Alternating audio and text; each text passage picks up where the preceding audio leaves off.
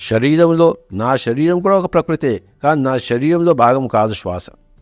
నా మనస్సు కూడా ఒక ప్రకృతే, కానీ నా మనస్సులో భాగం కాదు శ్వాస.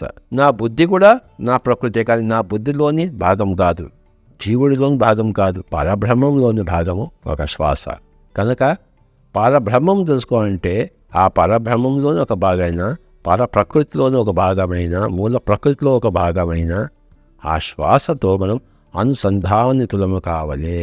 ఎవరితో అయినా మనం భక్తి శ్రద్ధతో ఉండాలంటే వాళ్ళు గురువుగారు అంటే ఆటోమేటిక్గా భక్తి శ్రద్ధ వచ్చేస్తాయి. కనుకనే శ్వాసని మనం గురువుగారు అని పిలుస్తున్నాం. ఎందుకంటే శ్వాస పట్ల మన భక్తి శ్రద్ధ ఉండవలే. ప్రాణాయామ ప్రక్రియలో, ధ్యాన ప్రక్రియలో. కనుక శ్వాసను ఏం చేస్తున్నాం మనం? గురువుగారు అంటున్నాం. పిరమిడ్ జ్ఞాన నవరత్నాల్లోని ఈ యొక్క ఫిలాసఫీలో, ఫండమెంటల్ ఫిలాసఫీలో, మూల సిద్ధాంతాల వివరణలో శ్వాసే గురువు అన్నది మనం ప్రవచించుకుంటున్నాము.